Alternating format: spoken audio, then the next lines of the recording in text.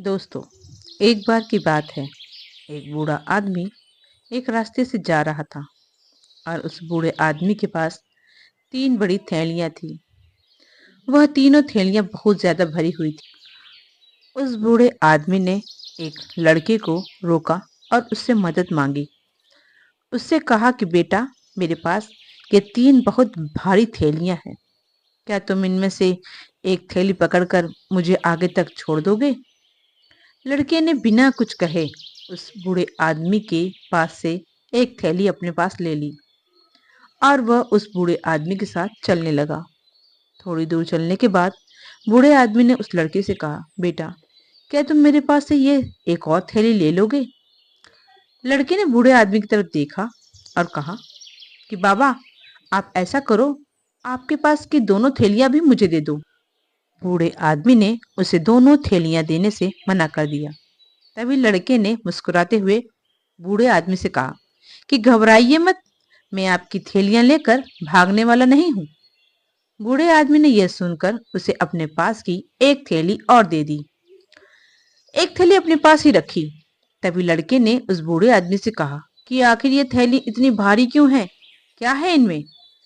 बूढ़े आदमी ने उस लड़के की तरफ देखकर कहा कि जो थैलियां तुम्हारे पास हैं, इनमें से एक थैली में चांदी के सिक्के और एक थैली में तांबे के हैं, और जो एक थैली मेरे पास है, इस थैली में सोने के सिक्के हैं।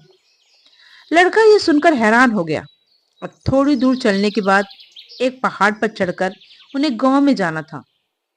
तभी उस लड़के ने बूढ़े आदमी से कहा कि आप ऐसा करिए कि आपके पास की थैली भी मुझे दे दीजिए और आप आराम से पहाड़ चढ़ कर आइएगा। मैं अपनी रफ्तार से इस पहाड़ को चढ़कर आपका ऊपर इंतजार करता हूँ। बूढ़े आदमी ने अपने पास की थैली भी, जिसमें सोने के सिक्के थे, वह उस लड़के को दे देता है। लड़का अपनी रफ्तार से पहाड़ चढ़ने लगता है। जब लड़का थोड़ा ऊपर चढ़ गया और जब उसने वहां से बूढ़े आदमी को देखा, तो बूढ़ा आदमी बहुत दूर नजर आ रहा था। और तभी उस लड़के की नीयत बदल गई। वह लड़का उन तीनों थैलियों को लेकर वहां से भाग गया। जब वो अपने घर पहुंचा, उसने थैलियों को खोलकर देखा तो उसकी आंखें फटी की फटी रह गई।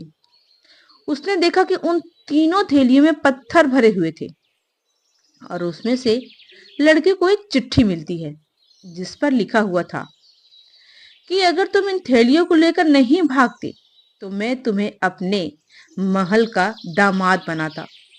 असल में मैं एक राजा हूं और अपनी लड़की के लिए एक सुंदर और ईमानदार वर की तलाश के लिए बाहर निकला था। तो शायद तुम इसमें पास भी हो जाते, लेकिन अंतिम समय में तुम्हारा नीयत गड़बड़ा गया। तुम्हारी नीयत ने तुम्हें धोखा दे दिया और तुम इतने खास मौके से हाथ धो बैठे। दोस्तों, कहते हैं कि अगर आपकी नीयत साफ है तो आपको कामयाबी जरूर मिलेगी। परेशान होने की जरूरत नहीं है, क्योंकि आप अभी भी एक कामयाब इंसान हैं। बस आपको सब्र करना है। कामयाबी खुद आपके पास आने का मौका तलाश रही है। जीवन में अपनी नियति को एकदम साफ रखना। अगर आपकी नियति एकदम साफ है तो आपके द्वारा किया गया हर कार्य में आपको सफलता जरूर मिलेगी, चाहे वो पढ़ाई हो और या फिर आपकी घर की जिम्मेदारी हो।